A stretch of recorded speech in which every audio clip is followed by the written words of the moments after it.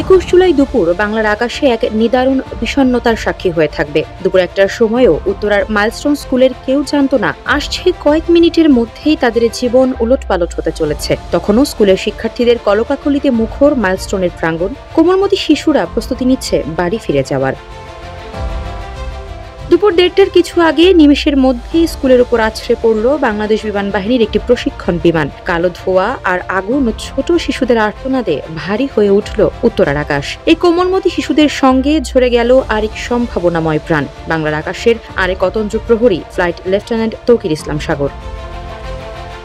ISPR এর বরাতে জানা গেছে, বাংলাদেশ বিমান বাহিনীর FT-7 BGI যুদ্ধ বিমান নিয়ে নিয়মিত প্রশিক্ষণের অংশ হিসেবে গতকাল দুপুর ১:০৬ কুর্মিটোলা বিমান বাহিনীর AK খন্দকার ঘাঁটি থেকে উড্ডয়ন করেন ফ্লাইট লেফটেন্যান্ট তৌকির। উড্ডয়নের পর উত্তরা, দিয়াবাড়ি, বাড্ডা, হাতিরঝিল, রামপুরার আকাশ জুড়ে তিনি উঠতে থাকেন। তবে কিছুক্ষণের মধ্যেই তিনি বিমানে কিছু সমস্যা আঁচ করেন। কন্ট্রোল রুমে রিপোর্ট করে জানান, তার বিমান আকাশে ভাসছে না, মনে হচ্ছে বিমান নিচের দিকে পড়ে যাচ্ছে। কন্ট্রোল রুম থেকে ইনস্ট্যান্ট রেসপন্স করে ইজেক্ট করার জন্য জানানো হয়, কিন্তু ফ্লাইট লেফটেন্যান্ট তৌকির শেষ মুহূর্ত অবধি চেষ্টা করেছেন বিমান বাঁচানোর। হয়তো শেষ অবধি তিনি চেয়েছিলেন কোনো জনমানবহীন এলাকায় চলে যেতে, যাতে কোনো প্রাণহানি না হয়।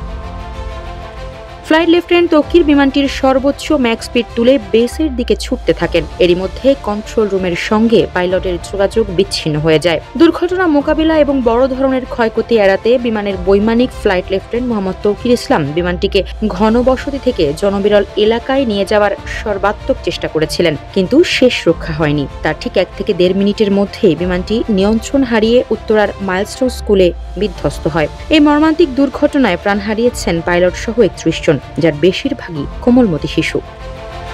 আফসারা নাজ, নিউজ ডেস্ক, ইত্তেফাক।